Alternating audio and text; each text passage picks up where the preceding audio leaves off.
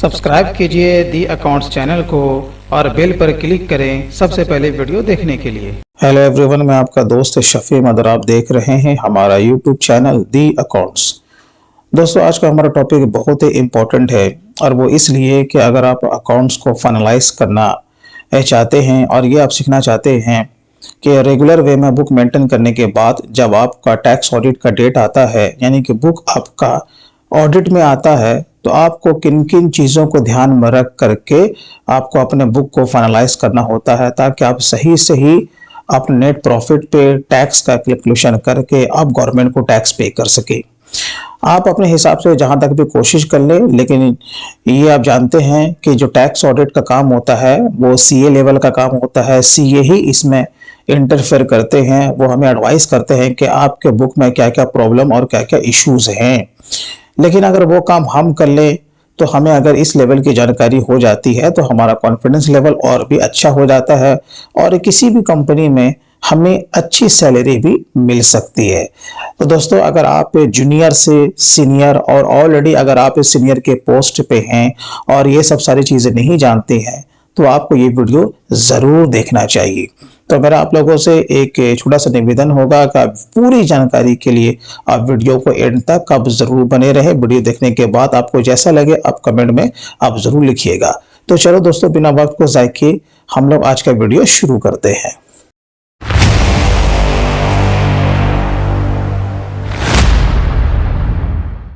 तो मैंने मोटे तौर पे कुछ पॉइंट को मैंने यहाँ पर नोट डाउन किया है कि अकाउंट्स को फाइनलाइज करते समय आपको किन किन चीज़ों को ध्यान में रखना है। जो सबसे पहला है day to day proper accounting work. उसके बाद मैंने दूसरा यहाँ पर मेंशन किया BRS यानी बैंक रिकंसिलिएशन स्टेटमेंट पर आपको ध्यान देना है। पेटी कैश पर आपको ध्यान देना है। अभी मैं 1 बाय 1 करके जहां तक हो सकेगा प्रैक्टिकल भी करके मैं आपको दिखाऊंगा कि आपको टैली में आपको कौन कौन सी एंट्री आपको कैसे लेनी है। उसके बाद नेक्स्ट है आपका reconciliation of debtor and creditors. ये बहुत इंपॉर्टेंट है, ये भी आपको करना है। Please check total sales in accordance with 26 AS, ये भी आपको देखना है। Pass entry against GST payment. Please check stock item यानी नो नेगेटिव स्टॉक। आप स्टॉक भी चेक करना है अगर आप इन्वेंट्री पे काम कर रहे हो तो, और अगर सर्विस प्रोवाइडर कंपनी है तब तो ये आपके लिए नहीं है। Pass entry if advance paid to supplier. उसके बाद है pass entry if advance from any customer. अगर हमने कोई कस्टमर से एडवांस में पैसा रिसीव किया है तो इसके लिए आपको कौन से अपनी बुक में एंट्री लेनी है। Pass adjustment entry if payment received against exports. अगर आप एक्सपोर्टर हैं, डोमेस्टिक में भी काम करते हैं, माल निर्यात भी करते हैं, तो उसके अगेंस्ट जो पेमेंट आता है तो आपको उसकी एंट्री क्या लेनी है वो भी मैं आपको बताऊंगा। उसके बाद यहाँ पर देखो pass adjustment entry against late fee penalty ATC। हो सकता है कि आपने GST के अगेंस्ट में या इनकम टैक्स के अगेंस्ट में यानी TDS के अगेंस्ट में आपने कोई लेट फाइन या इंटरेस्ट वगैरह अगर आपने पे किया है तो आपको उसका कैसे उसका ट्रीटमेंट करना है वो मैं आपको बताऊंगा। Please check any payment is done under TDS, ये बहुत इंपॉर्टेंट है। उसके बाद है pass entry for accrued expenses. अब जो भी हमारे ऊपर जो एक्रूड एक्सपेंसेस बनता है उसे आपको कैसे कंसिडर करना है। Pass entry for prepaid expenses, pass entry for PF ESI payable ATC, यानी कि मैं पे रोल भी मैं आपको मोटे तौर पर बताऊंगा कि उसका एडजस्टमेंट आपको मार्च क्लोजिंग में कैसे करना है। ऑफ कोर्स डिप्रिसिएशन आपको लेना है, प्रॉफिट एंड लॉस की एंट्री आपको लेनी है। उसके बाद लास्ट हमारा बच जाता है, जब सब कुछ हो जाए, हमारा अकाउंट्स फाइनल हो जाए, CA साहब ये कहते हैं कि हाँ बिल्कुल आपका अकाउंट्स बिल्कुल सही है, ये फाइल किया जा सकता है, तो लास्ट में जो एंट्री जो बनती है वो हमारा टैक्स प्रोविजनिंग की एंट्री बनती है। इसी के अंडर में मैं आपको बताऊंगा कि आपने इनकम टैक्स अगर एडवांस में पे किया है तो आपको उसकी एंट्री कैसे लेनी है। ओवरऑल ये वीडियो आप लोगों को बहुत ही कुछ सिखाने वाला है। तो चलिए, जैसे कि मैं सबसे पहले मैं स्टार्ट करता हूं day to day proper accounting work. जैसे कि आपका काम तो भाई शुरू से चल रहा है ना, इसमें आपका क्या क्या आने वाला है, वही जो सिंपल अकाउंटेंसी आप day to day routine work में आप करते हो। जैसे कि आपका परचेज है, सेल है, पेमेंट है, रिसिप्ट है, कॉन्ट्रा है, कोई भी जर्नल एंट्री है, तो वो तो आप तो कर ही रहे हो ना। ठीक है, डे टू डे आपका सारा काम चल रहा है, इसमें हमें कुछ करने की जरूरत नहीं है। जब हम लोग day to day proper way में अकाउंटिंग जब करते हैं तो हमारा रिपोर्ट कुछ इस तरीके से बनता है। क्लियर है? हमारा ट्रेडिंग भी बन रहा है, हमारा प्रॉफिट एंड लॉस अकाउंट भी बन रहा है, इसके साथ साथ हमारा बैलेंस शीट भी बन रहा है। लेकिन इस लिहाज से हमारा बुक तो फाइनलाइज नहीं होगा। हम किसी भी सीए के पास अगर जाएंगे, वो प्रॉपर वे में हमारे एक एक एंट्री को वो चेक करेंगे, और अगर आपका टर्नओवर बहुत ज्यादा है तब तो सीए और भी बारीकी नजर से वो आपका हर एक चीज को वो देखेंगे कि कोई भी एंट्री जो आप ली है उसके अगेंस्ट में वाचर लगा है या नहीं है। अगर आपके कंपनी में ऑडिट होता है तो ये आपको मालूम होना चाहिए। तो खैर, तो मैं ये बता रहा था डे टू डे आपका जो अकाउंटिंग वर्क है वो आप कीजिए, लेकिन मार्च जब क्लोजिंग हो जाता है और जब हमारा टैक्स ऑडिट का डेट आ जाता है, जैसा कि फिलहाल अभी देखो 15 फरवरी हमारा बढ़ गया है ना, ऑडिट रिपोर्ट जमा करने का फॉर फाइनेंशियल ईयर 2021 का जो बुक है उसका ऑडिट रिपोर्ट आपका कब जाने वाला है? 15 फरवरी 2022 तक, और रिटर्न 15 मार्च 2022 तक। क्लियर है? तो हमारे पास काफी समय रह जाता है मार्च के बाद। तो आपको ये फाइनलाइज कैसे करना है वो मैं आपको बता रहा हूं। डे टू डे जो भी आपका अकाउंटिंग वर्क है वो आप अपना करते रहिए। चलिए, तो उसके बाद अब हमें क्या करना है? अब देखिए, बैंक रिकंसिलेशन स्टेटमेंट आपको बीआरएस जरूर बनाना है। यानी कि सबसे पहले जो आपको जो काम शुरू करना है वो बीआरएस से आपको शुरू करना है। और जैसे कि मैं आपको बता दूं कि हर एक कंपनी में बीआरएस तैयार किया जाता है। आप कहीं भी चले जाओ, क्योंकि कोई भी कंपनी ऐसी नहीं हो सकती जिसके पास एक भी बैंक का खाता ना हो, चाहे वो सेविंग हो, चाहे वो करंट हो, या उसका सीसी अकाउंट हो, कोई भी अकाउंट हो, बैंक का खाता होगा ना। हाँ जी, तो जब बैंक का खाता होगा तो उसका आपका बीआरएस बनाना पड़ेगा।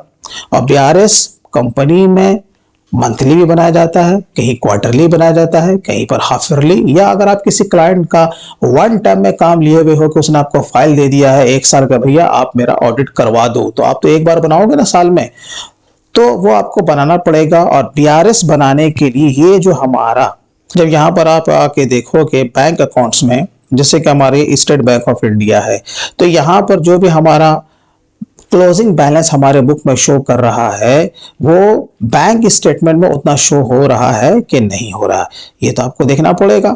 और अगर नहीं हो रहा, 1 पैसे का भी फर्क है, तो आपको मिलान करना पड़ेगा। यानी कि मार्च क्लोजिंग में जो भी आपका बैंक स्टेटमेंट का क्लोजिंग बैलेंस है हमारे बुक के क्लोजिंग बैलेंस से मैच करना चाहिए। और आपको पता है कि भाई बैंक का जो क्रेडिट बैलेंस होगा हमारे बुक का क्या होगा? जस्ट अपोजिट डेबिट बैलेंस होगा। तो आपको उसको मिलान करना पड़ेगा। ठीक है, अच्छा, मिलान जब आप कीजिए, देखिए सबसे पहला काम आपका बैंक मिलाने का ही होता है, चाहे वो day to day accounting work करें या फिर वन टाइम में किसी का फाइल लेकर के करें। सबसे पहला काम आपको बैंक ही मिलान करना है, 1 हो 2 हो 3 हो 4 हो, कुछ भी हो, सबसे पहले आपको बैंक को मिलान करना है। और बैंक को मिलान करते समय मैं आपको सुझाव देता हूं, हो सकता है कि कोई फिगर आपको बैंक स्टेटमेंट समझ में ना आए, बहुत सारा चीज रहता है, चेक नंबर नहीं रहता, पार्टी का नाम नहीं रहता, और पार्टी हमारे बगल में ही बैठा नहीं रहता है, तो भैया हमको मिलान तो करना है, उसका इंतजार तो नहीं करेंगे ना, तो बैंक कम से कम मिलान करो। और बैंक को मिलान करते समय जो फिगर आपको समझ में नहीं आता है उसे सस्पेंस में डालो, डेबिट में भी और क्रेडिट में भी। बस आपको क्लोजिंग बैलेंस का मिलान आपको पहले कर देना है। फिर जब आपका क्लाइंट आए या जिसका आप काम कर रहे हो, आप उससे पूछ सकते हो कि ये वाला फिगर कहां से आया, या यह फिगर आपने किसको पेमेंट किया है, कोई खर्चा है या किसी पार्टी का पेमेंट है। ये मैं बता रहा हूं कि आपका समय बच जाएगा, आपको उस पार्टी का इंतजार नहीं करना पड़ेगा। यानी सस्पेंस में डाल करके बैंक को मिलान कर लो, फिर बाद में उसे हटा देना वहां से पूछ करके। ठीक है, ठीक। तो यानी कि बीआरएस आपको बनाना है, और बीआरएस कैसे बनाया जाता है उस पर भी मैंने कई सारी वीडियोस मेरे अपलोडेड है, आप देख सकते हैं।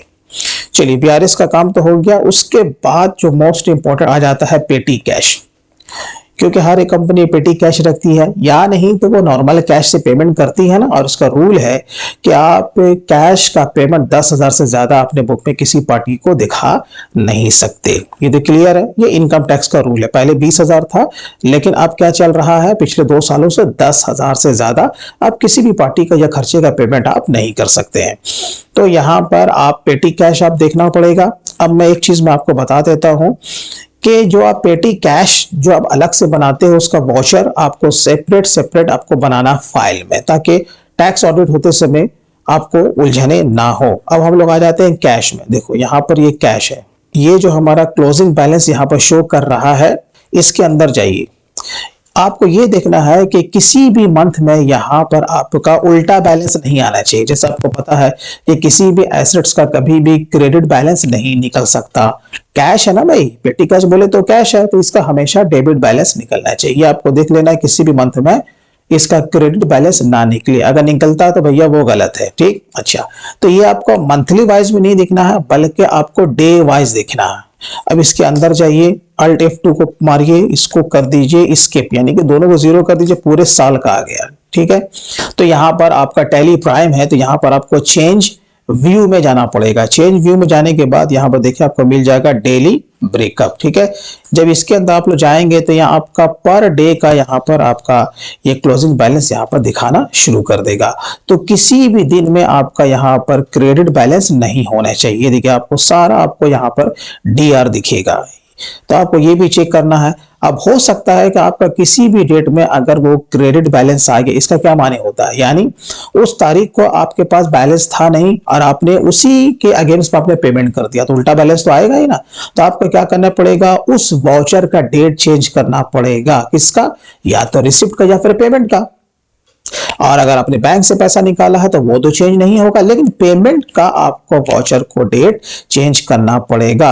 अगर यहां पर जैसे कि ये हमारा आ रहा 29 दिसंबर को अगर नेगेटिव आ रहा मान लेता हूं, तो उसको वहां पर देखो कहां पर आपका पैसा ज्यादा है, आप उस वाउचर का डेट चेंज कर दो।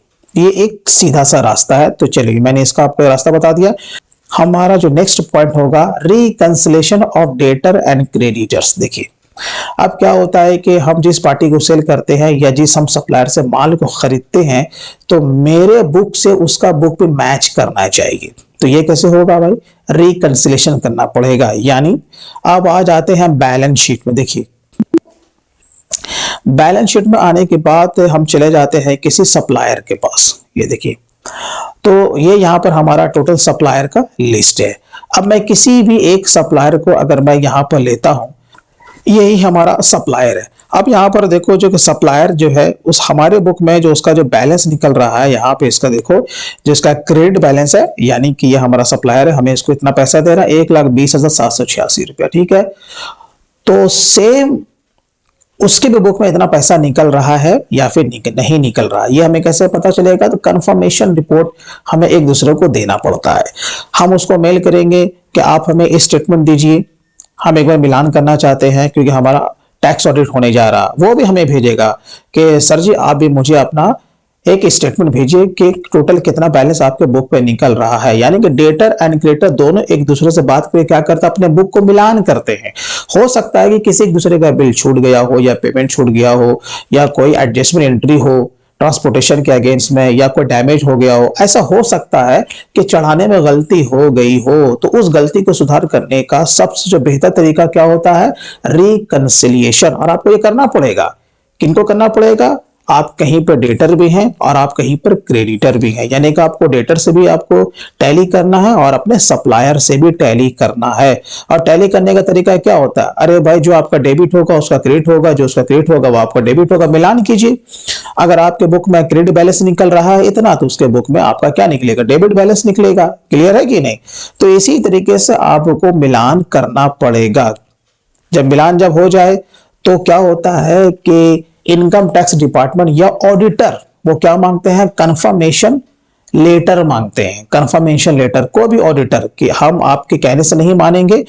तो ये जो 1,20,786 रुपया जो क्रेडिट बैलेंस निकल रहा है, आप सामने वाले से एक कंफर्मेशन लेटर लीजिए। ये मैं आपको जानकारी के लिए मैं बता रहा हूं, ठीक है ना।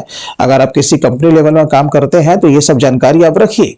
तो ये आपको उस पार्टी से एक कंफर्मेशन लेटर एक लेना पड़ेगा। वो कंपनी के लेटर पैड पे वो बना के देगा कि हाँ भाई मार्च क्लोजिंग में आपका इतना हमारे बुक में डेबिट बैलेंस निकल रहा है। इसी तरीके से अगर वो सप्लायर आपसे मांगता है तो आपको भी देना पड़ेगा।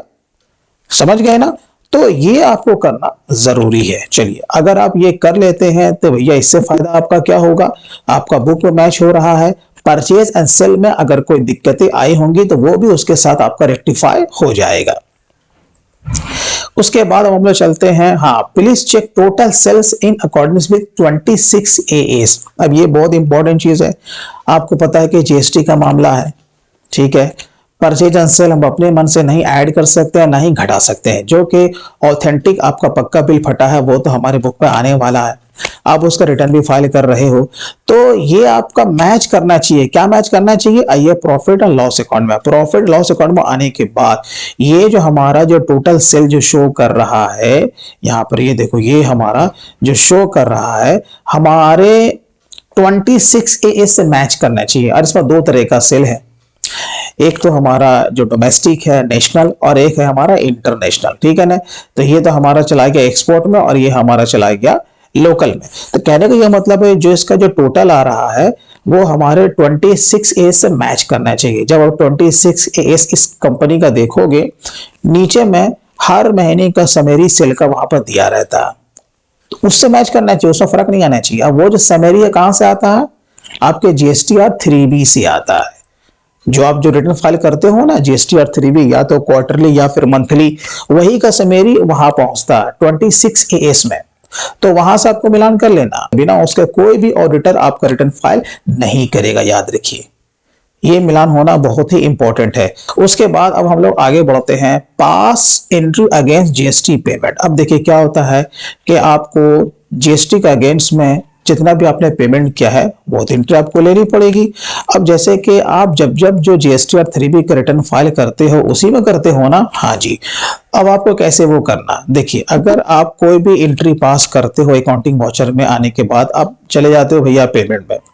मैं एक मिसाल के तौर पर मैं आपको बता रहा हूं, मान के चलो कि आपने IGST ही पे किया। कितना पे किया? मान के चलो कि 1200 रुपया आपने पे किया। कहां से पे किया भाई? तो बैंक के थ्रू पे किया। ये देखिए, यही आपको एंट्री लेनी है ना। और अगर इसके साथ साथ अगर आपने SGST और CGST भी पे किया, मैं मान लेता हूं क्योंकि वहां पर तो ऑटोमेटिक आपका ऑफसेट होता है, आपको मैनुअल कोई डालना होता नहीं है, आपको चालान को देख करके एंट्री पास करनी है जिस क्वार्टर में भी आपने उसका पेमेंट किया है। तो चलो ये मैं यहाँ पर DR अगेन करता हूँ। यहाँ पर आपने ले लिया SGST, इसको आपने 200 पेमेंट किया, यहाँ पर अगेन इसको डेबिट करता हूँ। यहाँ पर अगर आपने CGST का पेमेंट किया है तो मैं उसको भी ले लेता हूँ 200 रुपया।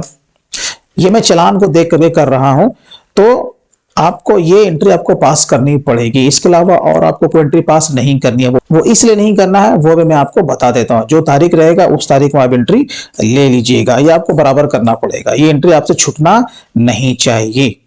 अब आपको इसको कैसे चेक करना, आपको पता है कि GST के पोर्टल पे चाहिए, अपना लॉगिन आईडी से अपना वहां पर पासवर्ड वगैरह दीजिए और उसके बाद चालान के हिस्ट्री में जाइए। आप देखिए आपको पूरा चालान जितना भी आपने पेमेंट किया है पेड चालान वहां से आपको मिल जाएगा। एक बार उसको टैली कर लीजिए। इसलिए मैंने कहा ना, BRS जब बैंक रिकंसिलेशन स्टेटमेंट आप बनाते हो वहीं से सब कुछ पता चल जाता है। बहुत सारा फिगर आपको समझ में नहीं आया, मैंने बताया था शुरू में, उसको सस्पेंस पर डालना, फिर पार्टी से पूछ लेना कि भैया ये फिगर कहां से आया, मेरी बात को समझे ना। तो इस तरीके से आपको ये फाइनलाइज करना है। तो चलिए, ये एंट्री आपको लेनी है। अब मैं कह रहा था कि आपको कोई एडजस्टमेंट एंट्री नहीं लेना। क्यों नहीं लेना? क्योंकि मैंने जो GST का जो मैंने इसमें लेजर बनाया है वो कॉमन मैंने बनाया है, मैंने इनपुट आउटपुट करके लेजर नहीं बनाया है। SGST, CGST और IGST, यही तीनों आपका परचेज में भी चलेगा और सेल में भी चलेगा। तो ऑटोमेटिक ये ऑफसेट तो ऐसे हो गया ना, output minus input equal to GST payable, ये ऑटोमेटिक हो जाता है, ठीक है ना। तो हमें यहां पर कोई भी एडजस्टमेंट एंट्री लेने की जरूरत नहीं पड़ती है। बस जब जब आप पेमेंट करोगे इसकी एंट्री ले लो, आपका सारा काम हो जाएगा। अगर आप कॉमन GST का लेजर बनाते हो तो अब देखिए स्टॉक आइटम का मामला। अभी जैसे कि मैं जिस फर्म का काम कर रहा हूं, मैंने यहां पर इन्वेंट्री पे काम नहीं किया। कोई बात नहीं, हो सकता है कि आप इन्वेंट्री पे काम करो। जब आप इन्वेंट्री पे जब आप बुक मेंटेन करोगे तो कोई भी आपका जो उसका लेजर का जो बैलेंस है वो नेगेटिव नहीं होना चाहिए, कहीं पर नहीं होना चाहिए, किसी भी डेट में नहीं होना चाहिए, नहीं तो वो आपका गलत हो जाएगा। और अगर आपका नेगेटिव आ रहा है तो फिर आपको उसको रेक्टिफाई करना पड़ेगा। क्लियर है? तो मैं आपको रास्ता बता देता हूं कि वो कहां से आपका जीरो होगा। आपको ऑल्टर में चले जाना है। ऑल्टर में जाने के बाद यहां पर देखिए इन्वेंट्री का मास्टर आ गया। आपको कहां चले जाना, स्टॉक आइटम है। फिलहाल अभी हमारा नहीं बना हुआ है लेकिन आपका यहां पर शो करेगा, ठीक है। यहां पर जब आप यहां पर आओगे आपका स्टॉक आइटम का लिस्ट आ जाएगा। उसको चुनने के बाद आपको कहीं ना कहीं फिजिकल स्टॉक का आपका यहां पर टूल मिल जाएगा। जब उस पर क्लिक करेंगे आप जितना वहां पर पुटअप करेंगे वही बैलेंस आपका माना जाएगा। क्लियर है। इसके बाद है pass entry if advance paid to supplier. अब क्या होता है कि हमारा कोई सप्लायर है, अब हमने उसे एडवांस पेमेंट कर दिया, तो इसके लिए हमको एक एंट्री पकड़नी पड़ेगी। तो हम लोग चले आते हैं बैलेंस शीट में। मान लेता हूं कि यहां पर हमारा कोई भी एक सप्लायर है। जब सप्लायर के अंदर जाते हैं तो यहां पर देखिए एक सप्लायर का हमारा यहां पे डेबिट बैलेंस निकल रहा है, ठीक है। इसका माने हमारा पैसा एडवांस वहां निकल रहा है, बाकी सबका हमारा यहां पर क्रेडिट बैलेंस है, ठीक है। देखिए अगर आप इसको ऐसे भी छोड़ देंगे तो भी आपका काम हो जाएगा, लेकिन सही तरीका यह होता है कि आप इसे एडजस्टमेंट एंट्री के थ्रू आप इसे प्रीपेड में आप दिखा दो, ठीक है। तो इस तरह के जितना भी आपका सप्लायर है, आपको एक बार इसका मार्च क्लोजिंग में एंट्री ले लेना है। अब आपको क्या लेना है, चलिए हम लोग इसी के लेजर के अंदर जाते हैं। लेजर के अंदर आ गए, ट्रांजैक्शन तो आपको दिख ही रहा है यहाँ पर, क्लियर है। अच्छा, अब आपको क्या करना है, इसके यहीं से अल्ट आई को प्रेस कीजिए, हम लोग आ गए, ठीक है। उसके बाद डेट आप चेंज कर लीजिए, यहाँ पर ले लीजिए 31 मार्च, ठीक है। अब यहाँ पर हम एक लेजर बनाएंगे प्रीपेड, तो प्रीपेड या पेड इन एडवांस करके एक लेजर बनाइए और उसका ग्रुप क्या आपको रखना है, करंट एसेट्स, ठीक है। तो यहाँ पर 1,91,689 रुपया था और यहाँ पर जो हमारा सप्लायर था यहाँ पर ले लेना है और यहाँ पर आपको नरेशन डाल देना है। ऐसे हम लोग सेव कर लेंगे, ठीक है। अब इससे क्या होगा, यहाँ पर जब लिस्ट हम देखेंगे तो वो यहाँ पर से तो हट चुका है, अब वो कहाँ चला गया, हमारा बैलेंस शीट के एसेट्स में। ये देखिए जब हम यहाँ पर आते हैं पेड इन एडवांस में, वो आपको यहाँ पर दिख रहा होगा, दिख रहा है ना। तो देखिए अब आपको क्या करना पड़ेगा, अब मैं आगे की भी मैं बात आपको बता देता हूं। जब इस साल का आपका बुक फाइनलाइज हो जाएगा तो अगले साल आपको इसका ट्रांसफर एक एंट्री लेना पड़ेगा, यानी कि यही फिगर आपको उस सप्लायर के इसमें ट्रांसफर करना पड़ेगा। तो इसके लिए आप क्या एंट्री लोगे, मैं आपको बता देता हूं। अभी आपने क्या किया, प्रीपेड यानी पेड इन एडवांस को आपने डेबिट किया और उस सप्लायर को क्रेडिट किया। अब आपको नेक्स्ट ईयर में क्या करना है, जस्ट उल्टा कर देना। तो क्या होगा, उसके खाते में उतना पैसा ट्रांसफर हो जाएगा। तो क्या करना पड़ेगा, जस्ट अपोजिट, यानी उस सप्लायर को डेबिट करना पड़ेगा और पेड इन एडवांस को आपको क्रेडिट करना पड़ेगा इतने ही फिगर से। तो उसके खाते में उतना पैसा पहुंच गया ना, तो फिर आपको रिकैंसिलेशन करने में दिक्कतें नहीं आएंगी। ये एक तरीका हुआ। चलिए अब हम लोग आगे चलते हैं, pass entry if advance from any customer. अब क्या होता है कि हम लोग कस्टमर से भी पैसा हम लोग रिसीव कर लेते हैं एडवांस में, उसके भी हमें एक एडजस्टमेंट एंट्री पकड़नी पड़ेगी। तो अब वो कैसे करना भाई, अब हम लोग आ जाते हैं किसी पार्टी केस में, लिस्ट में। देखिए जब हम लोग यहाँ पर आते हैं तो यहाँ पर लगभग हमारा सारे डेटर्स का यहाँ पर डेबिट बैलेंस आ रहा है, यानी कि मार्केट में हमारा पैसा फंसा है भाई, इन सबसे पैसा लेना। लेकिन किसी एक का आपका यहाँ पर क्रेडिट बैलेंस निकल रहा है रिकंसिलेशन करने के बाद, आपको टेंशन नहीं लेना ना, क्योंकि मिलान तो हम लोग डेटर एंड क्रेडिटर का कर चुके हैं ना, कंफर्मेशन लेटर भी आ चुका है और हमें दूसरों को दे भी चुके हैं। तो यहाँ पर 10,000 रुपए का निकल रहा, अगर आप ऐसे छोड़ दो तो भी आपका ऑडिट हो जाएगा, टेंशन नहीं है। लेकिन सही तरीका मैं आपको बता रहा हूं कि आपको इसके अगेंस्ट में भी एक एंट्री लेनी पड़ेगी। तो क्या लेना पड़ेगा, एडवांस है ना भाई, यहां पर देखो इसको हटाना पड़ेगा ताकि सारा लेजर बैलेंस आपका डेबिट ही दिखे। ओवरऑल ऊपर मत आपका ठीक है दिख रहा, नेगेटिव थोड़े आ रहा, टेंशन नहीं लेना। लेकिन आपको ये 10,000 के अगेंस्ट में एंट्री आपको लेनी पड़ेगी। इस तरीके से जितने भी आपके डेटर का क्रेडिट बैलेंस निकलता है आपको उसे यहां पर से हटाना पड़ेगा। तो आपको क्या करना है, फिलहाल तो हमारा यहाँ पर एक है, लेकिन आपका एक से ज्यादा भी हो सकता है। सीधा उसी के लेजर में जाइए, अल्ट आई मारिए, यहां पर से तारीख आप ले लीजिए 31 मार्च। हम लोग चले आएंगे जर्नल में, ठीक है। F7 मारिएगा, जर्नल में आने के बाद आपको DR में आना है। पार्टी निकल रहा था क्रेडिट बैलेंस, तो कौन सा निकल रहा था, ABC एंड कंपनी। यहाँ पर ले लीजिए, यहाँ पर आपको 10,000 रुपया उसका था और यहाँ पर हम लोग क्या करेंगे, एडवांस फ्रॉम कस्टमर करके, और आपको इसका जो ग्रुप जो करना है वो आपको ले लेना है करंट लायबिलिटी। ये देखिए क्योंकि ये हम पर क्या हो गया, लायबिलिटी हो गया, तो ये आपको एंट्री लेनी है। और फिर वही जैसा कि मैंने कहा, जब आपका इस साल का ऑडिट जब हो जाएगा, जब नेक्स्ट ईयर का अब जब अकाउंट्स जब आप शुरू करोगे तो फिर उतना ही पैसा आप उसमें ट्रांसफर कर देना, जस्ट रिवर्स एंट्री लेकर के। क्लियर है। तो चलिए अब यहां पर हम लोग आते हैं, नेक्स्ट हमारा क्या था, pass adjustment entry if payment receive against export. अब देखिए मैंने यहां पर सेपरेट इसलिए मैंने बनाया है, अगर आप एक्सपोर्टर्स हैं तो जिस तारीख को हमारा यहां से शिपमेंट जाता है उस तारीख को जो बिलिंग होता है उसका जो एक्सचेंज रेट होता है, क्योंकि हमारा जो एक्सपोर्ट होता है वो मैक्सिमम यूएसडी में होता है, कभी आपका पौंड में होता है, कभी आपका यूरो में होता है, कभी आपका सऊदी रियाल में होता है। तो खैर, तो ये आपका एक्सचेंज जो रेट होता है जिस समय हमारा माल एक्सपोर्ट हुआ उसका अलग होता है, और जो हमारा पैसा जब आता है आगे पीछे तो उसका जो एक्सचेंज रेट अलग होता है, लेकिन वो तो हमें डॉलर में पे करता है भाई। तो आपको क्या करना है, जब जब आप इसका एंट्री लोगे, आप तो day to day accounting work कर रहे हो ना, लेकिन फिर भी ओवरऑल आपको ये देखना है कि हर बिल के अगेंस्ट में जो पेमेंट आया है वो शॉर्ट आया है या फिर एक्सेस आया है। दो हो सकता है भाई, शॉर्ट भी आता है, एक्सेस भी आता हो। मिसाल के तौर पर मैं आपको यहां पर बताता हूं, जैसे मान के चलो कि $10,000 का आपने माल कोई एक्सपोर्ट किया, ठीक है, $10,000 में आपको 10,000 रुपया आता है। ये मैं नहीं कह रहा हूं कि पैसा वो पार्टी आपको कम दे रहा है, इंटरनेशनल जो आपका क्लाइंट है, ठीक है, वो तो आपके खाते में आ रहा, और वो खाते में रिफ्लेक्ट होकर के आपका पैसा आता है वो आपका इंडियन करेंसी में। तो मैं आपको ये बता रहा हूं, हो सकता है कि जब आपका माल जब एक्सपोर्ट हुआ होगा वो आपका 74 रुपया 2 पैसे में हुआ होगा, और एक्सपोर्ट होने के बाद हमारा ये जो पैसा जो आया है वो 76 रुपया 20 पैसे करके आया। क्लियर है कि नहीं?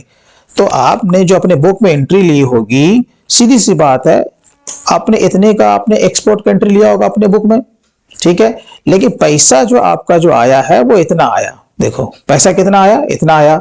अब इसमें कितना शॉर्ट है, कितना एक्सेस है, तो यहां पर हम देखेंगे मेन एक्चुअल में मेरा यही है ना, पैसा ये आना था, तो हम इसमें से इसको माइनस कर देंगे, ठीक है। ये देखो, यानी कि हमारा जो पेमेंट जो आया है वो 19,900 रुपया हमारा एक्सेस आया है। तो आपको क्या करना पड़ेगा, आपको इसी तरीके से आपको अपने बुक में एंट्री लेनी पड़ेगी। शॉर्ट भी हो सकता है और एक्सेस भी हो सकता है। तो बिल टू बिल, ठीक है, क्योंकि पार्टी जो एक्सपोर्ट जो करता है उसका पैसा बिल टू बिल आता है, और इस पर सरकार की नजर बहुत ज्यादा रहती है कि भैया आप जो जितना माल जो एक्सपोर्ट कर रहे हो डॉलर में, उतना पैसा देश में आना चाहिए।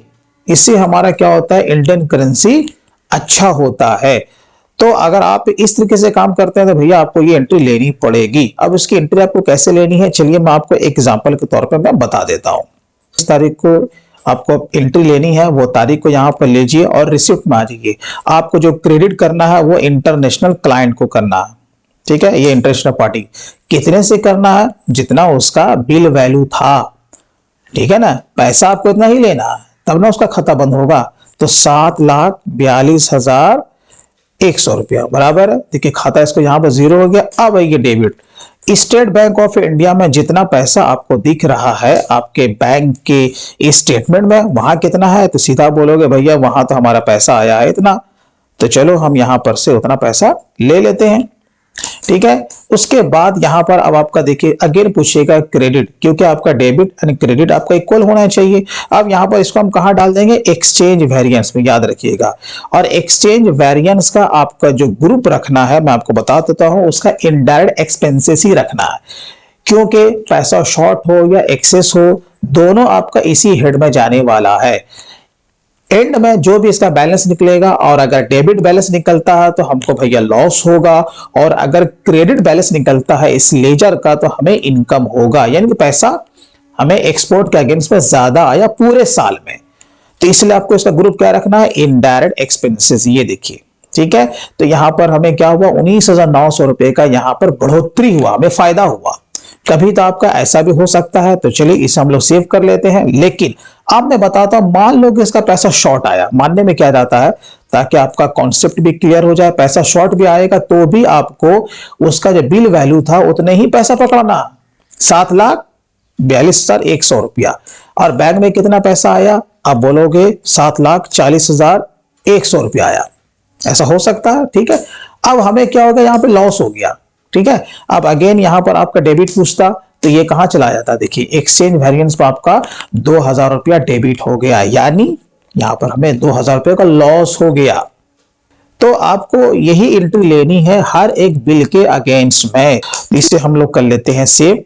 देखिए पास एंट्री फॉर एक्रूड एक्सपेंसेस। अब ये क्या होता है एक्रूड एक्सपेंसेस, यानी कि कोई भी ऐसा खर्चा जो कि हमारे बुक में तो हो चुका है लेकिन उसका पेमेंट अभी तक नहीं किया गया है। ये आप जानते भी होंगे कि जो खर्चा जिस साल से बिलोंग करता है वो आपको उसी में उसे बुकिंग करना है। पेमेंट उसका जब करो, अगले साल करो, 2 साल के बाद करो, उससे कोई मतलब नहीं है। खर्चा हो गया तो आपको मार्च क्लोजिंग में लेना पड़ेगा। अब इस तरह का बहुत सारे ऐसे एक्सपेंसेस आ सकते हैं, जैसे कि मान के चलो कि आपका इलेक्ट्रिसिटी का बिल है, इंश्योरेंस का बिल है, इंटरनेट का बिल है, टेलीफोन का बिल है, जो कि पोस्टपेड कनेक्शन हम लोग यूज करते हैं, क्योंकि वो तो रहेगा मार्च का बिलिंग। लेकिन बिल कब आएगा? अप्रैल में। पेमेंट कब करोगे? अप्रैल या मई में करोगे, लेकिन उसका बुकिंग कब करना आपको? मार्च में ही करना है। तो इस तरीके से जितना भी आपका ऐसा एक्सपेंसेस है वो आपको उसका लायबिलिटी पकड़ना पड़ेगा। आइए मार्च क्लोजिंग में आइए, यहां पर जर्नल में आ जाइए, क्योंकि एडजस्टमेंट एंट्री आपका जर्नल में ही होगा। मार्च क्लोजिंग पकड़िए। अब यहां पर सीधा आइए डीआर साइड में, जैसे कि हमारा इलेक्ट्रिसिटी का ही बिल आता है। देख लीजिए कितने का बिल है। तो यहां पर मान के चलो 15,500 का ही आपका बिल है, वो पकड़ लिया। आप चाहो तो 1 बाय 1 करके भी एंट्री पास कर सकते हो, यानी सेपरेट सेपरेट, या नहीं तो जितना भी इस तरह का एक्सपेंसेस की लायबिलिटी पकड़नी है सबको सामने रखो, एक बार एडजस्टमेंट कंपोनेंट एंट्री मार दो। तो यहां पर हम लोग करेंगे अगेन डेबिट। इसी तरीके से जो टेलीफोन का जो बिल आया है वो हमारा 5,000 रुपए का आया, मानने में क्या जाता है। इसी तरीके से अगर हम इंटरनेट का कनेक्शन अगर यूज करते हैं तो उसका भी बिल आया होगा। चलो ये आया हमारा 2,500 रुपए का, मानने में क्या जाता है। इसके अलावा जिस तरीके से मैंने यहां पर डेबिट किया है, और भी कोई है तो उसको ले लो। और एक यहां पर हम ग्रुप बनाएंगे और स्टैंडिंग लायबिलिटी या एक्सपेंसेस पेबल, और आपको इसका ग्रुप रख देना है करंट लायबिलिटी। क्लियर है? अब देखिए ये हमारा उस साल में आ गया ना, बोले तो 2021 में। अब जब इसका पेमेंट करेंगे कब? नेक्स्ट ईयर में। देखिए थोड़ा सा वीडियो लंबा तो हो रहा है, लेकिन जानकारी अगर आपको लेना है तो थोड़ा सा पेशेंस आपको रखना पड़ेगा, वो मैं आपको बता देता हूं। ये कड़वा सच है कि हर कोई आदमी सोचता है कि बस चुटकी बजाएं और हम कोई भी काम को सीख ले, तो भाई ऐसा नहीं होने वाला। ये जो मैं वीडियो में आपको बना के मैं दे रहा हूं, जो मैं परोस रहा हूं, तो मुझे इसको 15 साल लगे हैं इसे सीखने में। तो कोई भी चीज एक दिन में या 1 घंटे में मेरे भाई नहीं हो जाता है। इसलिए अगर सीखना है तो थोड़ा सा पेशेंस रखिए, उसके बाद वीडियो को एंड तो देखिए, तब आपको रियलाइज होगा कि हाँ आपने कुछ सीखा है।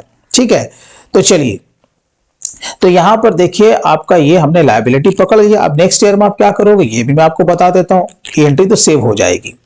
नेक्स्ट ईयर में क्या करो, जब आप इलेक्ट्रिसिटी का पेमेंट करोगे, टेलीफोन का, इंटरनेट चार्जेस को, तो क्या अगेन इसे डेबिट करोगे? तो नहीं, तब तो ये 2 बार बुकिंग हो जाएगा, तो ये इनवैलिड हो जाएगा। आपको और स्टैंडिंग लायबिलिटी को अपने बुक में डेबिट करना पड़ेगा और कैश या बैंक को क्रेडिट करना पड़ेगा। तो क्या होगा, हमारे बुक से ये जो लायबिलिटी जो जा रही है नेक्स्ट ईयर के लिए वो खत्म हो जाएगा।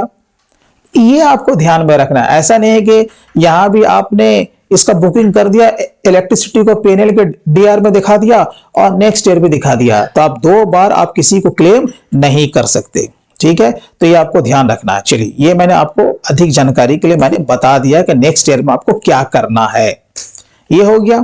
चलिए अब हम लोग चलते हैं, कुछ भाई प्रीपेड एक्सपेंस भी हो सकता है, क्या नहीं हो सकता। बहुत सारे चीज का हम लोग क्या करते हैं, एक्सपेंस से हम लोग वो लिया भी नहीं, आधा का इस साल का है और आधा अगले साल का। ऐसा होता है कि हाँ होता है भाई। जैसे मैं आपको उदाहरण के तौर पे लेके चलता हूं, रेंट के लिए क्या होता है, मकान मालिक को हम लोग भैया किराया देते हैं ना, बोले एडवांस से मांग लेते हैं कि भाई हर क्वार्टर का मेरे को एडवांस में चाहिए। ठीक है, तो मान के चलो कि मैंने मार्च अप्रैल मई मैंने 3 महीने का पैसा उसको दे दिया तो इसी साल में ना। हाँ जी, तब हम लोग क्या करेंगे, मान के चलो कि मार्च के महीने में दे दिया, 3 महीने का पैसा एडवांस में दिया, मार्च का भी दिया, अप्रैल का भी दिया, मई का भी दिया। तो आप क्या करोगे, यहां पर 1 महीने का इस साल से बिलोंग करता, 2 महीने का अगले साल से बिलोंग करता है। तो आप क्या करोगे, 3 महीने का बुकिंग क्या इसी महीने में करोगे क्या? तो नहीं, तो क्या करोगे, चलो यहां पर पहले तो बनाते हैं रेंट करके। अल्ट सी मारो, रेंट मारो, ग्रुप कर दो भैया रेंट का इनडायरेक्ट एक्सपेंसेस। चलिए टमटम आगे बढ़ाइए। मान के चलो कि मेरा 50,000 का ही रेंट जाता है, तो उस महीने के लिए कितना हो जाएगा, 50,000 रुपया। क्लियर है? अगेन इसको डेबिट करेंगे और यहां पर एक बनाएंगे प्रीपेड रेंट करके। क्या करके बनाएंगे, प्रीपेड रेंट, एक सेपरेट करके बनाएंगे प्रीपेड रेंट करके। इसका ग्रुप कर देंगे करंट एसेट्स। ये देखिए ये कर दिया। अब नेक्स्ट ईयर के लिए जो मैंने जमा किया है 50,000 रुपया हर मंथ है, तो 1 लाख रुपया हो गया। क्लियर है? तब यहां पर से जाएगा हमारा बैंक, ये आपको एंट्री पकड़नी है। ऐसा नहीं है कि 1.5 लाख आपको रेंट में डाल देना था, तो वो भी गलत हो जाता। और यहां पर आपको साफ साफ यहां पर नरेशन आपको डाल देना है कि इसमें 2 महीने का जो पैसा है वो नेक्स्ट ईयर के लिए है, यानी कि अप्रैल एंड मई। अब नेक्स्ट ईयर में क्या करोगे, फिर वही चीज मैं आपको बता देता हूं। प्रीपेड रेंट आपका क्या हो जाएगा, क्रेडिट हो जाएगा। क्या हो जाएगा, प्रीपेड रेंट आपका क्रेडिट हो जाएगा, डेबिट क्या होगा, रेंट। लेकिन वहां अगले साल में हम रेंट को डेबिट करेंगे, अप्रैल में भी करेंगे और मई में भी करेंगे, सेपरेट सेपरेट 50-50 हजार से। तो क्या होगा, हमारा अप्रैल में भी वो एंट्री आ जाएगा और मई में भी एंट्री आ जाएगा। बहुत सारी कंपनी में बजट पे भी काम होता है मेरे भाई, बजट एंड कंट्रोल। वो हर महीने का बजट देखता है कि किस महीने में हमारा कितना खर्चा हो रहा है। वैसे तो आप एक बार भी एंट्री ले लोगे तो भी काम चल जाएगा, लेकिन मैं हर कंपनी के लेवल की बात बता रहा हूं, मैं अपने एक्सपीरियंस में आपसे शेयर में कर रहा हूं। यानी कि जैसा कंपनी देखो उसी तरीके से आप काम करो, तभी तो जानकारी बढ़ेगी ना। रटवा तोता ज्यादा देर तक आगे नहीं जा सकता भाई, इसलिए रट्टू तोता नहीं बनना, ठीक है। चलिए इसको आप सेव कीजिए, टमटम को और आगे बढ़ाइए। अब आइए, अब आप यहां पर देखोगे पे रोल का जहां तक मामला है, तो पे रोल के मामले में बहुत चीज की लायबिलिटी आपको पकड़नी पड़ती है। इसको मैंने सेपरेट रखा है। अगर मैं चाहता तो मैं एक्रूड एक्सपेंसेस में ही मैं आपको बता सकता था, लेकिन नहीं, जब मैंने ये सेपरेट वीडियो बनाया है तो मैंने आपके फायदे के लिए बनाया है कि कोई भी चीज आपका छूट ना जाए। अब यहाँ पर जैसे पीएफ है, एएसआई है, इसके साथ साथ आपका प्रोफेशनल टैक्स होता है, इसके साथ साथ आपका टीडीएस भी होता है। तो इसके लिए आपको इसकी लायबिलिटी पकड़नी पड़ेगी, क्योंकि मार्च का पेमेंट अगर मार्च में आप सब कर दो तब तक कोई भी लायबिलिटी आपको नहीं पकड़नी। क्लियर है कि नहीं? लेकिन ऐसा नहीं होता। 99% कंपनी पीएफ और एसआई के पेमेंट वो बाद में ही करते हैं, जो कि इसका ड्यू डेट है, किसी का 15 तारीख है, किसी का 21 तारीख है, आपका टीडीएस का 7 तारीख है, तो उसके हिसाब से पेमेंट कंपनी करती है। उतना टाइम भी तो चाहिए काम करने के लिए। एक आदमी 4 तरह का काम करता है आजकल की तारीख में, तो भैया हम लोग का शोषण भी तो हो रहा है वैसे हर जगह। तो चलिए, अब इसके लिए मैंने एक यहां पर देखो सैलरी के लिए मैंने एक छोटा सा एक डेमो मैंने आपके लिए तैयार किया, ठीक है ना। रामू है, राजू है, मेरा शफी पप्पू है, उसका यहां पर टोटल ग्रॉस सैलरी इतना आ जाता है। इसका पीएफ कटता है, किसी का नहीं कटता है, ईएसआई कटता है, ठीक है, किसी का नहीं कटता। चलो इसका तो नहीं कटेगा, मैंने यहां पर गलती कर दिया है क्योंकि उसकी सैलरी बहुत हैंडसम है। बाकी हाँ पीटी कटता है और उसका टीडीएस कटता है। ये एक छोटा सा मैंने एक पेरोल रजिस्टर मैंने तैयार किया है। पेरोल भी आप सीखिए, बहुत ही इंपॉर्टेंट चीज है। अगर आप सिर्फ पेरोल ही अच्छी से सीख लेते हो ना, तो फिर बड़ी बड़ी फर्म में आपको जाने का मौका मिल जाता है एज ए पेरोल एग्जीक्यूटिव या पेरोल ऑफिसर, ठीक है। तो अब आपको इसकी एंट्री आपको कैसी लेनी है, इसकी लायबिलिटी आपको कैसे पकड़नी है, वो मैं आपको बता देता हूं। छोटा सा यहां पर एक डेमो है, इसको आप सीख लीजिए, तो इसमें हो सकता है आपका पेरोल भी कवर हो जाए, क्योंकि पीएफ भी पकड़ना है, ईएसआई पकड़ना है, पीटी पकड़ना है और टीडीएस भी पकड़ना है। तो वो आप कैसे पकड़ोगे, तो यहां पर देखो, जैसे कि मैं यहां पर जितना भी आपका एम्प्लॉय सबका लेजर खोलना पड़ेगा, ठीक है। लेकिन मैं टाइम को बचाने के लिए मैं क्या करूंगा, मैं यहां पर हर एक एम्प्लॉय के लेजर नहीं खोल करके मैं सीधा सैलरी को मैं डेबिट करूंगा, टाइम को बचाने के लिए। पेरोल के बारे में और अधिक जानकारी चाहिए तो मेरा पेरोल पे आप जाके देखिए, वीडियो अपलोडेड है, आप वहां पर से इसे आप देख सकते हो कि हर एक पार्टी के लेजर आपको कैसे ओपन करना है। तो मैं यहां पर सिर्फ क्या करूंगा, मैं सैलरी को ही मैं डेबिट करूंगा, ठीक है।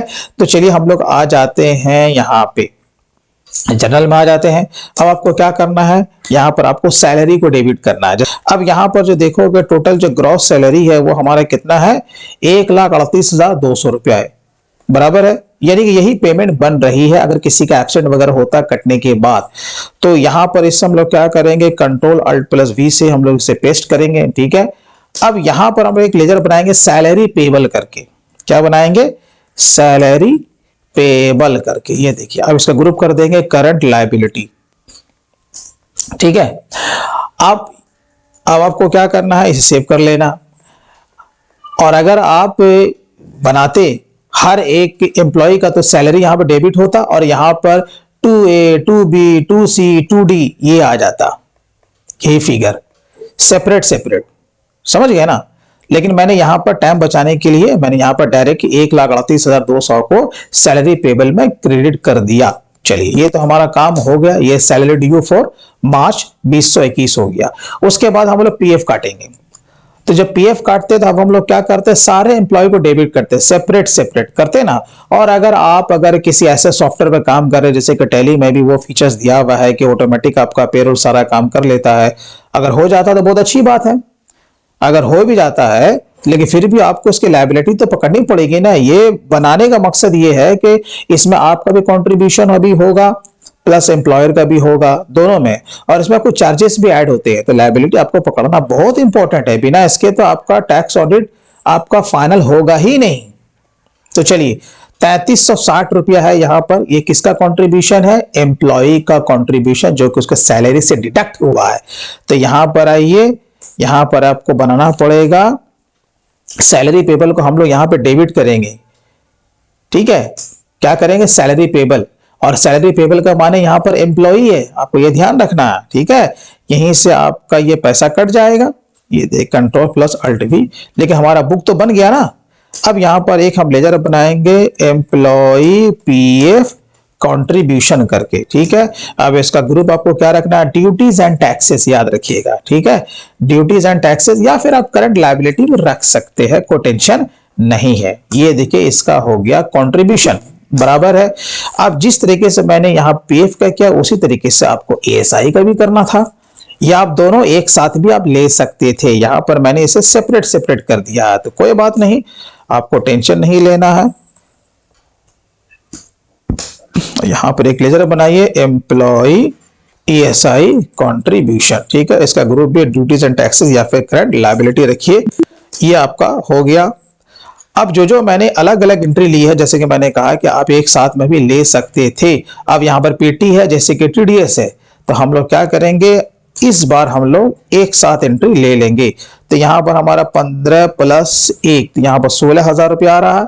16,000 रुपया हमारा यहां पर सैलरी पेबल में डेबिट हो जाएगा, और यहां पर हम लोग बनाएंगे पीटी करके बनाएंगे, इसका ग्रुप वही रखेंगे ड्यूटीज एंड टैक्सेस, पीटी में चला गया हमारा 1,000 रुपया, और उसके बाद जो हमारा जो इनकम टैक्स या फिर टीडीएस है, आप जो भी लिखिए सब आपका चलेगा, ये हमारा बन गया 15,000 रुपए। ये देखिए, ये हमने हर चीज की लायबिलिटी हमने पकड़ ली। अब जब बैलेंस शीट में जब आप आओगे, आ जाओ, अब यहां पर देखो, जब बैलेंस शीट में आते हैं तो सैलरी पेबल हमारा यहां पर कितना दिख रहा है, 1,18,454 रुपए दिख रहा। अब आप आइए इधर देखो, जब मैंने इसका नेट यहां पर निकाल दिया, यानी जो भी डिडक्शन है उसके ग्रॉस सैलरी से मैंने घटा दिया, तो सेपरेट सेपरेट सबको ये पेमेंट होगा। तो टोटल जोड़ कितना आ रहा है, यहां देखो 1,18,454, यहां कितना है 1,18,454, यानी कि ये हम पर लायबिलिटी खड़ी है। क्यों खड़ी है, क्योंकि इसका पेमेंट हम लोग नेक्स्ट ईयर करेंगे, ठीक है। अच्छा, अब इसके साथ साथ यहां पर देखो, जब हम लोग ड्यूटीज एंड टैक्सेस के अंदर जाते हैं, जब इसके अंदर आते हैं तो यहां देखो एम्प्लॉय ईएसआई कंट्रीब्यूशन खड़ा है, हाँ खड़ा है भाई। एम्प्लॉय पीएफ कंट्रीब्यूशन खड़ा है, देखो सबका क्रेडिट बैलेंस आ रहा है, इसका माने हमें पे करना है। उसी तरीके से यहां पर इनकम टैक्स है, और उसके बाद आपका प्रोफेशनल टैक्स भी है। तो क्लियर है, तो क्या हमारा यहाँ पर काम खत्म हो गया क्या, तो नहीं, खत्म नहीं हुआ, अभी और भी इसमें काम बाकी है। और काम बाकी क्या है, अब हम लोग आ जाते हैं एम्प्लॉयर के कंट्रीब्यूशन में। अब हम लोग यहाँ पर क्या करेंगे, एम्प्लॉयर का कंट्रीब्यूशन भी करेंगे। अभी यहाँ पर आप देखोगे, ये तो एम्प्लॉय का कंट्रीब्यूशन है पीएफ का, अभी एम्प्लॉयर का भी होगा, और इसमें कुछ अदर चार्जेस भी ऐड करने होते हैं। तो आपको नेट फिगर का आपको लायबिलिटी पकड़ना पड़ेगा, तो उसकी एडजस्टमेंट एंट्री आप कैसे करोगे, ये तो सिंपल है। यहां पर आपका देखो, मैं मोटे तौर पर बता देता हूं, इक्वल टू यहां पर क्लिक करो, ये हो गया एम्प्लॉय का कंट्रीब्यूशन, और जितना एम्प्लॉय का होता है सेम एम्प्लॉयर का भी होता है, तो सेम मैंने यहां पर इसका ही पकड़ लिया। आप समझ रहे हो ना।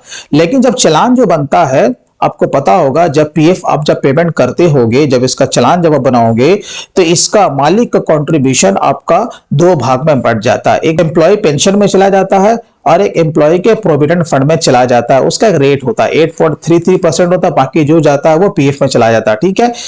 तो मैं आपको मोटे तौर पर बता रहा हूं कि आपको ऐसे पकड़ना है। अब यहां पर देखिए, ये तो हो गया 12% प्लस 12% दोनों का, प्लस इसके साथ साथ कुछ एडिशनल चार्जेस भी ऐड होते हैं, जिसका नाम है एडमिनिस्ट्रेशन चार्जेस और ईडीएलआई। उसका रेट क्या होता है, आप जब गूगल पर सर्च मारोगे तो जो भी रेट होगा करंट रेट, वो आपको वहां पर से पिक करना है। जैसे कि हमारे हिसाब से आपको उसका हो सकता है कि 0.5% हो, तो कोई टेंशन नहीं, ये टोटल ग्रॉस है ना, वो ग्रॉस पे निकलेगा, याद रखिएगा। कौन से ग्रॉस पे? बेसिक की ग्रॉस पे, क्योंकि पीएफ का कैलकुलेशन बेसिक पे किया जाता है और एएसआई का कैलकुलेशन आपका ग्रॉस पे किया जाता है। तो हम लोग यहां पर आ जाएंगे बेसिक पे। ये देखिए इसका टोटल बेसिक ये है ना, इसका हम लोग निकालेंगे 0.5%। क्लियर है? अगेन वही निकलेगा 0.5%, क्योंकि एडमिनिस्ट्रेशन चार्जेस और आपका ईडीएलआई का दोनों का रेट सेम है। अगर आगे पीछे भी हो तो आपको टेंशन नहीं लेना, बस आपको एक बार अपडेट हो जाना कि क्या रेट चल रहा है। ठीक है, अब इसको आप जोड़ दीजिए। जोड़ने के बाद देखते हैं तो टोटल हमारा कितना आ जाता है, 7600 रुपया। यानी कि मार्च का जो पीएफ की जो टोटल लायबिलिटी बनेगी वो 7600 रुपया बनेगी। क्लियर है? चलिए, अब इसी तरीके से आपका ईएसआई है, तो ईएसआई तो यही 386 रुपया है। ठीक है, ये तो हुआ एम्प्लॉय का कंट्रीब्यूशन, जो कि इसका रेट था मैंने अपने हिसाब से मारा है 0.75%। रेट आगे पीछे हो सकता है, वो आपको अपडेट हो जाना है। मेरा मकसद है कि आपको ये बताना है कि आपको एडजस्टमेंट एंट्री क्या क्या लेनी है, किस पर आपको फोकस करना है। बाकी रेट वगैरह आप काम करोगे तो देख लो कितना क्या रेट है। अब जो मालिक का जो कंट्रीब्यूशन होता है वो 3% होता है, मैं मान लेता हूं। अब वो किस पे निकलेगा? ग्रॉस पे निकलेगा। देखो मैंने ग्रॉस पकड़ा, 0.3/100 बराबर है। अब मैं इसको जोड़ देता हूं।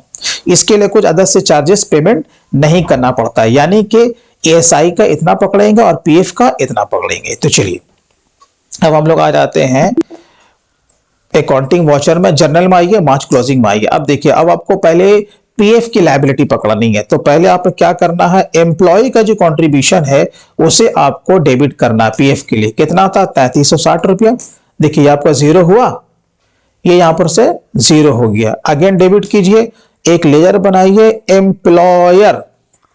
एम्प्लॉयर पीएफ कंट्रीब्यूशन, बस एक ही बनेगी, आपको अलग अलग इसका सेपरेट बनाने की जरूरत नहीं है। ईपीएफ और ईपीएस वो आपको इतना नहीं करना, और इसका जो ग्रुप कीजिएगा वो कर दीजिएगा इनडायरेक्ट एक्सपेंसेस। कितना था? वही 3360 रुपया। ठीक है, अगेन डेबिट कीजिए और एक और लेजर यहां बनाइए एडमिन चार्जेस करके। एडमिन या एडमिनिस्ट्रेशन चार्जेस होता है पूरा, या एडमिनिस्ट्रेटिव चार्जेस होता है, मैं शॉर्ट में बना रहा हूं एडमिन चार्जेस। ठीक है, इनडायरेक्ट एक्सपेंसेस। अब ये देखिए, आप दोनों को एक साथ में डाल दीजिए, आपको ईडीएलआई भी अलग से डालने की जरूरत नहीं है। तो 880 रुपया भैया। चलिए 880 रुपया, काम खत्म हुआ। एक लेजर यहां पर बनाइए पीएफ पेबल करके, पीएफ पेबल, इसका ग्रुप रख दीजिए करंट लायबिलिटी। ये देखिए करंट लायबिलिटी, ये आपको एंट्री पकड़ना पड़ेगा, और ये एंट्री एक्चुअल में आपको हर महीने करनी पड़नी है। ऐसा नहीं है किसी मार्च क्लोजिंग में, क्योंकि पेमेंट जो आप जो करोगे पीएफ का, वो तो इन सबको जोड़ के ना करोगे भाई। तो ये फिगर लाओगे कहां से? तो जब तक ये निकालोगे नहीं, ये एंट्री लोगे नहीं, तो ये फिगर आएगा नहीं, क्योंकि बैंक से तो इतना ही पैसा कटेगा। तो ये आपको तो हर महीने ये एंट्री लेनी है, लेकिन खास तौर से फोकस है आपका मार्च क्लोजिंग में, तो ये एंट्री आपको लेनी पड़ेगी। चलिए ये हो गया। इसी तरीके से हम लोग पकड़ेंगे ईएसआई का। तो ईएसआई के लिए हमने पकड़ लिया, एम्प्लॉय का जो ईएसआई कंट्रीब्यूशन था 386 रुपया। ठीक, अगेन डेबिट करो और यहां पर एक लेजर बना दो, एम्प्लॉयर ईएसआई कंट्रीब्यूशन। ठीक है, इसका ग्रुप कर दो इनडायरेक्ट एक्सपेंसेस। चलिए इसका कितना था भाई? यहां पर उसका दिखला रहा 4146 रुपया, 4146 रुपया। एक यहां पर हम लेजर बनाएंगे ईएसआई पेबल करके, ग्रुप क्या रखेंगे? Current liability. ये देखो, ठीक है, नरेशन जो भी है इसको डाल दो, काम खत्म हो गया। अब यहां पर आप बोलोगे क्या प्रोफेशनल टैक्स और इनकम टैक्स के भी एंट्री पकड़नी? नहीं, वो तो ऑटोमेटिक आपका क्रेडिट बैलेंस खड़ा, उसके लिए कोई एडजस्टमेंट एंट्री नहीं होगी। जब नेक्स्ट ईयर उसका जब पेमेंट करोगे, उसे डेबिट करोगे, बैंक को क्रेडिट करोगे, ऑटोमेटिक वो आपका लायबिलिटी वहां से खत्म हो जाएगा, जैसे कि आपका इसका हुआ। अब हम लोग आते हैं बैलेंस शीट में। ये देखो, जब बैलेंस शीट में आओगे इसका शक्ल सूरत कुछ इस तरह का दिखेगा। यहाँ पे देखो, जब हम लोग ड्यूटीज एंड टैक्स में जाते हैं तो क्या दिख रहा है आपको? सिर्फ इनकम टैक्स दिख रहा है और पीटी, ठीक है, खड़ा है। जैसे ही नेक्स्ट ईयर आएगा, हम जब इसका पेमेंट करेंगे अप्रैल में, तो क्या करोगे? इसको डेबिट करोगे दोनों को, और बैंक को क्रेडिट, तो ये खत्म हो जाएगा। इसी तरीके से हम लोग आते हैं ऊपर में। ये देखो, आपका ईएसआई पेबल है, दिख रहा है ना यहाँ पे, देखो ईएसआई पेबल है। उसी तरीके यहां पर देखो आपका पीएफ पेबल है, हाँ है, दिखा रहा है। जब आप पेमेंट करोगे तो चलान दे करके इसका एंट्री मारो, तो ये भी यहां पर से क्या होगा? नेक्स्ट आपका जीरो हो जाएगा। तो ये लायबिलिटी आपको हर हाल में पकड़नी है। ऐसा नहीं है कि आप वैसे छोड़ दोगे आपका टैक्स ऑडिट आपका फाइनल हो जाएगा, ऐसा नहीं होने वाला। और यहां पर इसके अलावा क्या क्या हो सकता है, चलिए अब हम लोग तेजी से आगे चलते हैं। मेरे ख्याल से आपको समझ में आ रहा होगा। अब हम लोग चलते हैं डिप्रिसिएशन। उससे पहले मैं एक चीज और मैं बता दूं कि अब बहुत सारे लोग ऐसा भी करते हैं कि जो ऑडिट जो होता है उसका पैसा उनसे छूट जाता है, वो एंट्री नहीं ले पाते हैं। तो आपको क्या करना है, ध्यान ये रखना है कि प्रॉफिट एंड लॉस अकाउंट में वो ऑडिट फी का भी आपका पैसा पहुंचना चाहिए। जो भी आपके चार्टर्ड साहब का ऑडिट फी है, इनकम टैक्स का जो रिटर्न फाइल करेंगे उसका फी है, या जो भी है जिस साल के लिए कर रहे हैं उसकी भी लायबिलिटी आपको पकड़नी पड़ेगी। तो आपको ये एंट्री ले लेनी है। बस आपको क्या करना है, ऑडिट फी को आपको डेबिट करना है। मैंने फिलहाल यहाँ पर 10,000 माना है, आपका कोई भी फिगर हो सकता है। और यहाँ पर ऑडिट फी पेबल आपको एक लेजर बना देना है। ऑडिट फी का जो ग्रुप होगा वो इनडायरेक्ट एक्सपेंसेस हो जाएगा, और इसका जो ग्रुप होगा पेबल का वो करंट लायबिलिटी हो जाएगा। इसकी भी लायबिलिटी आपको पकड़नी है। ये 12 देखा है, जब हम लोग भी काम करते हैं तो ये छूट जाता है, ठीक है। तो इसलिए आपको इस पर ध्यान रखना है। अब हम लोग आ जाते हैं और आगे डिप्रिसिएशन की एंट्री। आपके पास अगर कोई फिक्स्ड एसेट्स है तो इसके लिए आपको क्या करना पड़ेगा, डिप्रिसिएशन चार्ज करना पड़ेगा according to income tax act. तो मैंने फिलहाल यहां पर देखो एक यहां पर डिप्रिसिएशन का मैंने अपने हिसाब से एक छोटा सा चार्ट मैंने अपने लिए बनाया, जबकि ऐसा बनेगा नहीं, इसका फॉर्मेट कुछ अलग होता है, ठीक है। तो मैंने यहां पर बना दिया है कि मेरे पास इतना फिक्स्ड एसेट था, उसका जो ओपनिंग बैलेंस था यानी 1 अप्रैल 2020 को इतना था।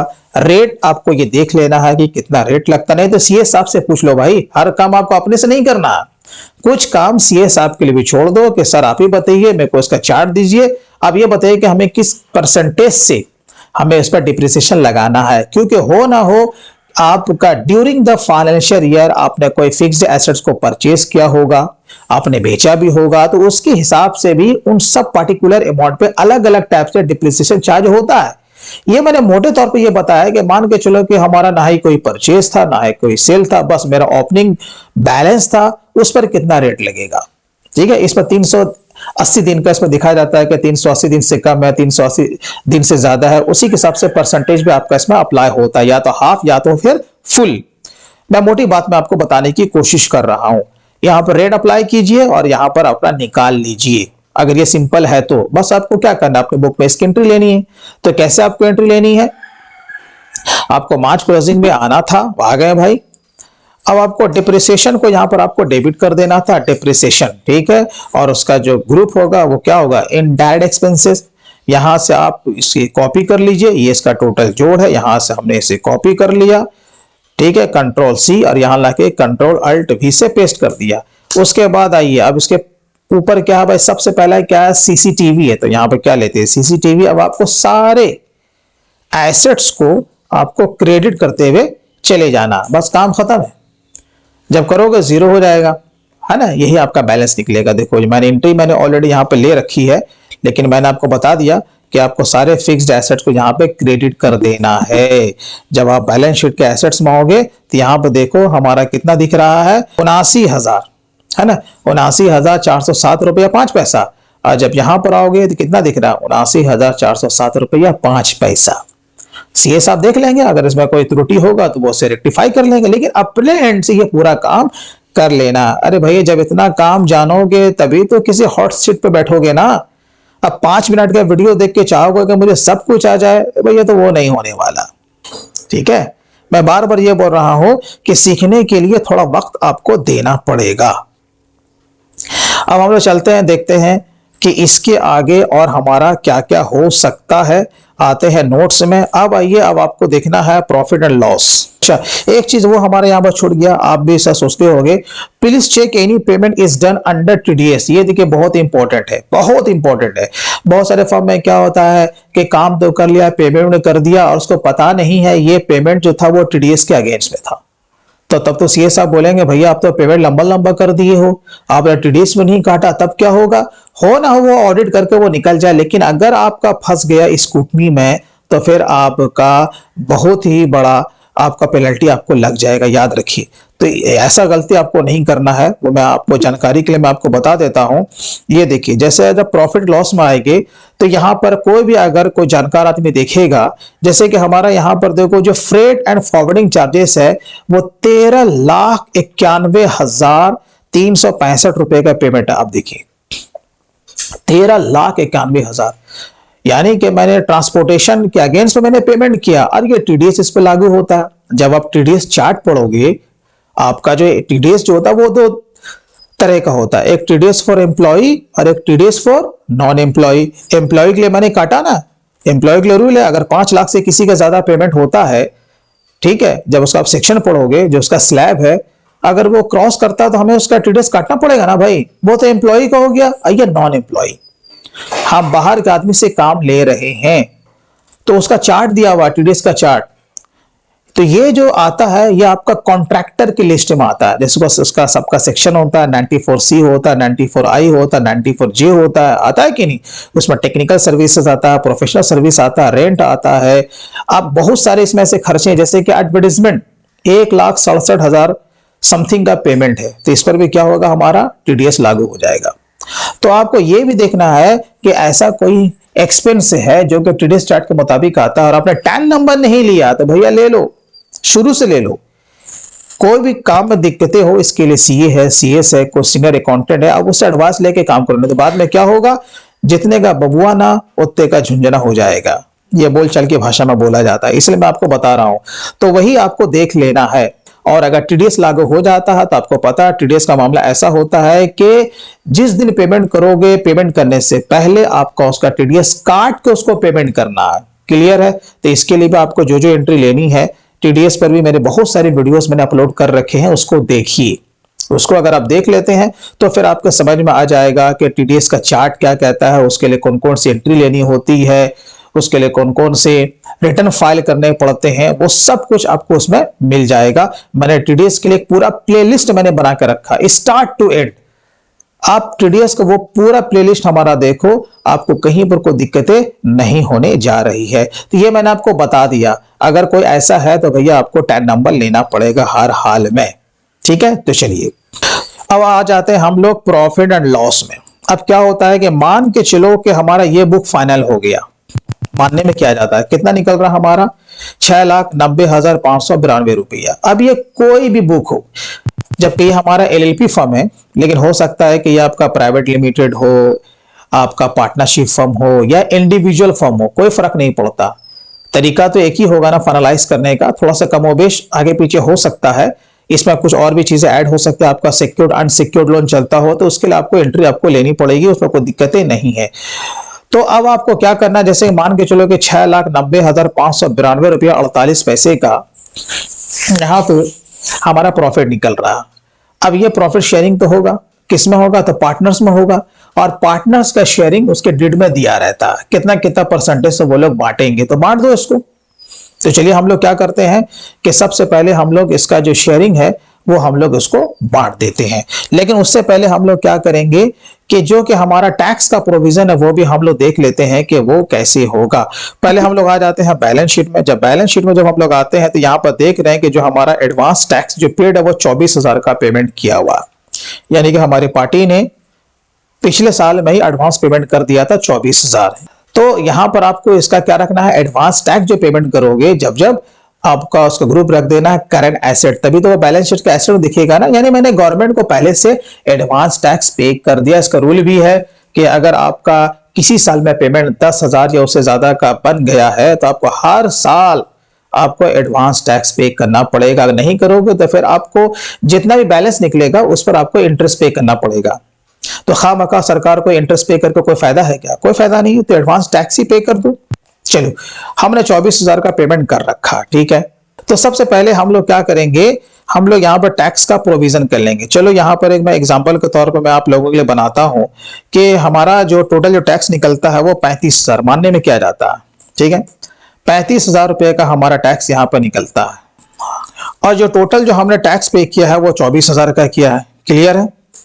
तो दिस माइनस दिस, इसका माने हमें जो नेक्स्ट फाइनेंशियल ईयर में जो हमें टैक्स का जो पेमेंट करना है वो भैया हमको 11,000 और करना है। तो ठीक है, कर देंगे, कोई टेंशन नहीं है। तो हमारे बुक में भी कितना निकलना चाहिए? 11,000 रुपया। ठीक है ना। अब वो 11,000 रुपया आपका तभी निकलेगा जब आप इसका एडजस्टमेंट एंट्री लेंगे। क्लियर है? तो चलिए यहां पर देखिए 35,000 रुपया हमारा टोटल टैक्स की लायबिलिटी निकल रही है। जो 35,000 रुपया निकल रहा है वो हमारा 3 पार्टनर है, और जो 3 पार्टनर है वो तीनों पार्टनर के शेयरिंग के हिसाब से इसमें जाएगा।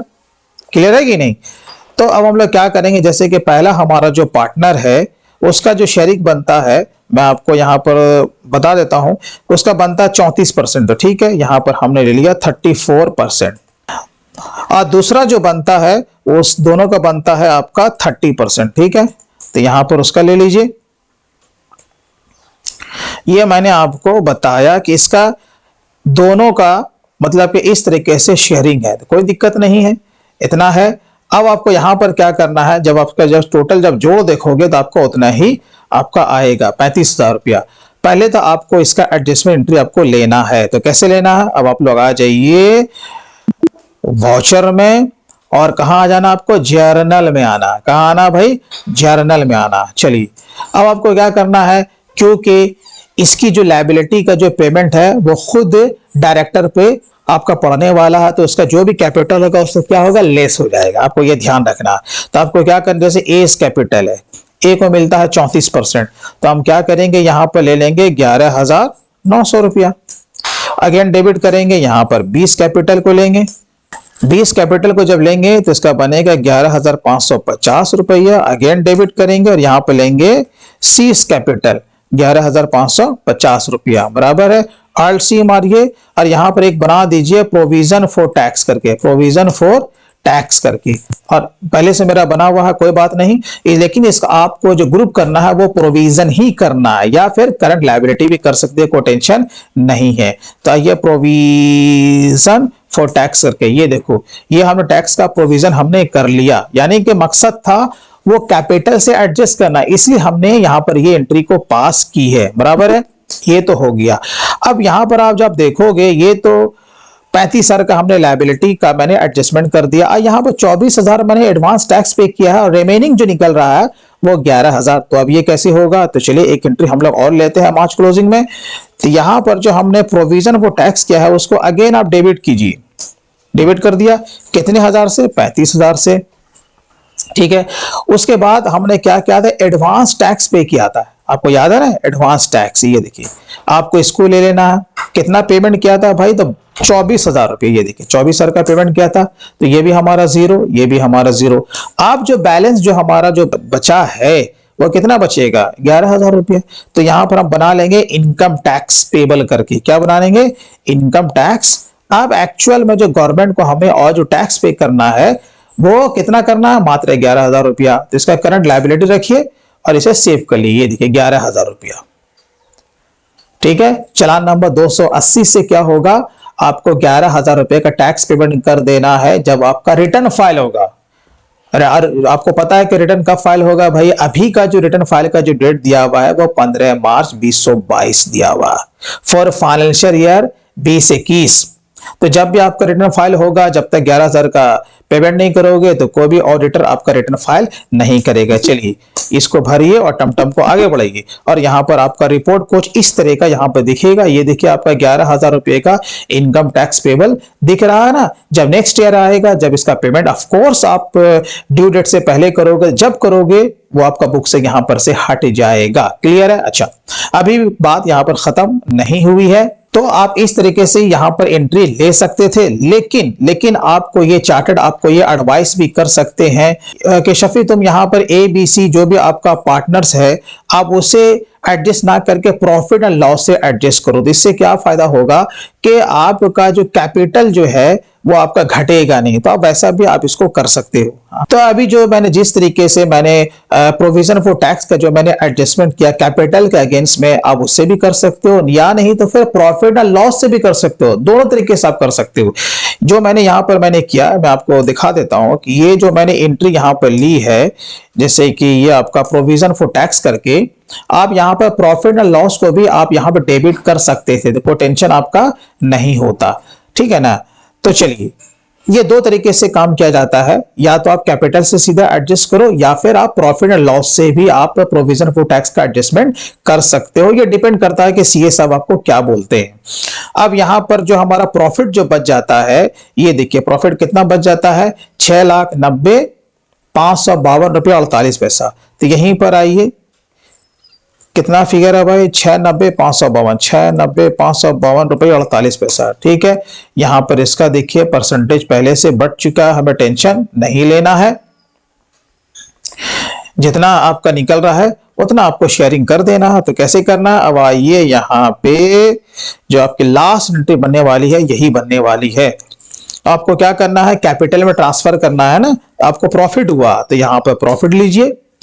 प्रॉफिट लेने के बाद यहां पे आपका जितना भी निकल रहा है, टोटल जो निकल रहा है इतना निकल रहा है। चलिए कॉपी पेस्ट हम लोग कर लेते हैं यहां पे, क्लियर है। अब यहां पर एस कैपिटल है तो ले लीजिए, कितना भाई, कॉपी पेस्ट कीजिए, control C control alt plus V, यहां पर हो गया। उसके बाद क्रेडिट यहां पे ले लेंगे 20 कैपिटल, तो यहां पे इसको भी कॉपी पेस्ट कीजिए। फिर यहां पर आपका बच गया सीस कैपिटल, ये देखिए आपका ट्रांसफर हो गया, काम खत्म हो गया। तो इस तरीके से हमें अकाउंट्स को फाइनलाइज करना होता है चार्टर्ड अकाउंटेंट के सामने बैठ करके, ठीक है ना। जब ये हमारा फाइनलाइज हो जाएगा तो आपको पता है कि हर चार्टर्ड अकाउंटेंट का अपना बैलेंस शीट का, प्रॉफिट लॉस अकाउंट का, शेड्यूल का अपना एक फॉर्मेट होता है। वो इसी से क्या करेंगे, ट्रायल बैलेंस से या फिर इसी का वो यहां पर देख देख करके अपने एम्प्लॉय को बोलेंगे कि इसका बैलेंस शीट बना दो। तो इस पर मैंने वीडियो बनाया है कि चार्टर्ड फर्म में आपका एक्सेल में शेड्यूल के साथ किस तरीके से आपका बैलेंस शीट तैयार किया जाता है। अभी मैंने रिसेंट अपलोड किया है, वो आप वीडियो को देख सकते हैं। तो काफी सारी चीजें हैं अकाउंट्स की दुनिया में भी सीखने के लिए। तो दोस्तों मैं उम्मीद करता हूं कि ये वीडियो आप लोगों के लिए काफी लाभान्वित साबित हुआ होगा। जैसा भी लगा हो प्लीज आप कमेंट में आप जरूर लिखें। दोस्तों वीडियो अच्छा लगा हो तो कम से कम आप इसे लाइक जरूर कीजिएगा, और आपको कोई इंपॉर्टेंट फाइल या नोट्स वगैरह चाहिए वो वीडियो के डिस्क्रिप्शन में है, आप वहां से सिंपल वे में आप उसे डाउनलोड कर सकते हैं। तो फिर मिलते हैं दोस्तों किसी दिन किसी नए टॉपिक के साथ, तब तक के लिए take care and bye bye.